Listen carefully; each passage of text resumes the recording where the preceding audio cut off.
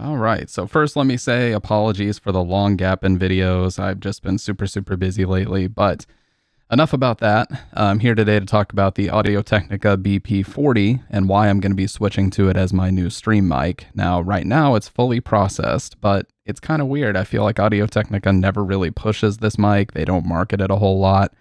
YouTubers talked about it a few years ago, but none of like the major player channels. I mean, I know Podcastage and Epos Vox talked about it, but I just don't really see too many people comparing it to the SM7B, so I thought I would do that today. Both of these devices are going to be connected to a Cathedral Pipes Dura Mark II, which is basically a cheaper, but in my opinion, better cloud lifter.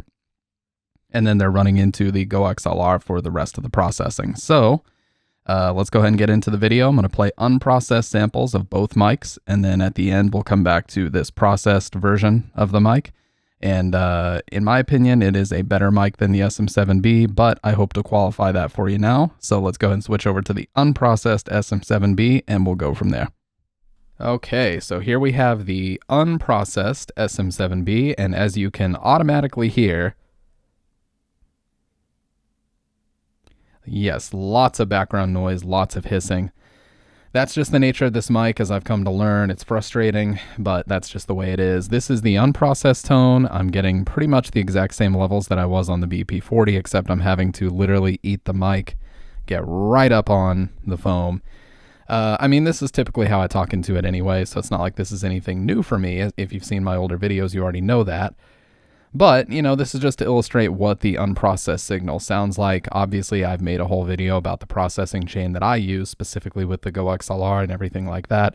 I do intend to show that I've made some modifications to those settings, but this gives you an idea of the unprocessed tone of the BP40 versus the unprocessed tone now of the SM7B. So let's get into the processed tones, and you will be very surprised by how much better the BP40 sounds after everything is processed. So let's switch over. Okay, so what you're listening to right now is the BP40 completely unprocessed, so no gate, no EQ, no compressor, and no de-esser. Apologies because you're going to be able to hear my breath. I'm annoyed by that, but hey, we'll fix it later. So the BP40, in comparison to my main mic that I've been using for years, the SM7B, right here, the thing that I notice about it is it sounds really clear, but that's almost in an artificial way because it has this really crazy mid to high boost if you look at the frequency response of the mic. But overall, I do think that even out of the box, it does sound better than the SM7B. The SM7B sounds very dark, almost muddy right out of the box, and this one still has that clarity. If you really want the proximity effect, of course, you can talk right up against it. I don't recommend doing that, though. All right, so here we have the processed SM7B. So I do have a pretty significant noise gate on here. I've got a compressor, and I've got a pretty mild EQ going, although I'm not EQing treble at all. I did mess around with that a little bit, but the thing that's so annoying about this mic is that as soon as you start adding treble, you just increase the self-noise, and that hiss in the background gets even worse. So I would recommend not to do it, but that's just me. I know some people out there boost the hell out of the treble, like I've talked about in previous videos and everything like that. Not my recommendation, but hey, you do you. Either way, this is the processed SM7B, and it does sound really good. It sounds phenomenal. I love the bass of it, especially when you're up close. You're getting all that nice proximity effect. It sounds amazing.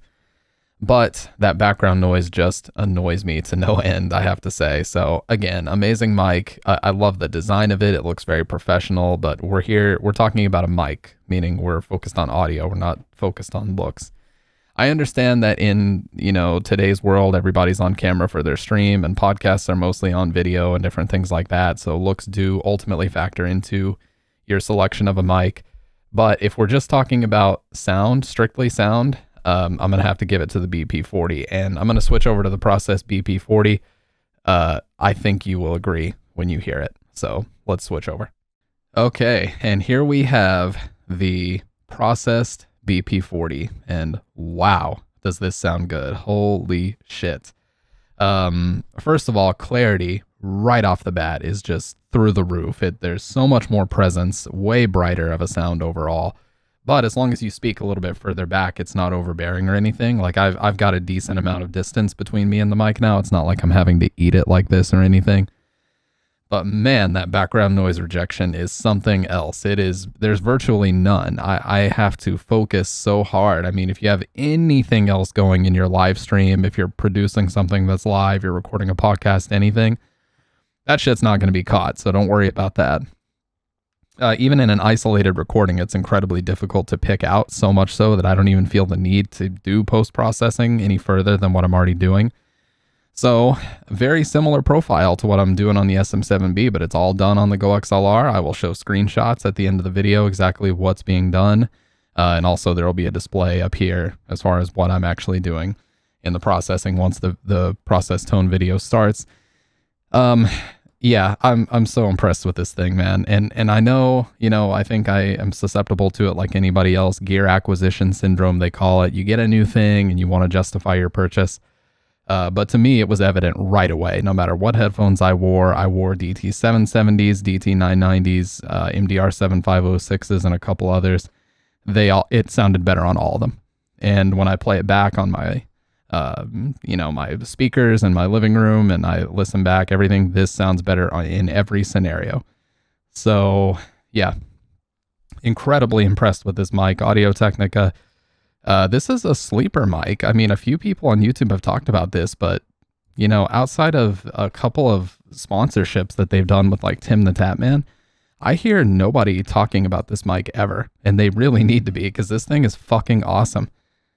It sounds better than the SM7B, and it has no background noise. It sounds better than the RE20, and it has no background noise. Like, why are more people not talking about the BP40? Seriously. So, I mean, that's really all I got to say. Pick up this mic. It's amazing. I don't have a referral link or anything. I'll just link it down below. I just want you to have better audio. So pick it up and enjoy it. It sounds amazing, as you can hear. And it's going to be my new stream mic. So if you want to check out the live streams, again, link is down below. Have a good one.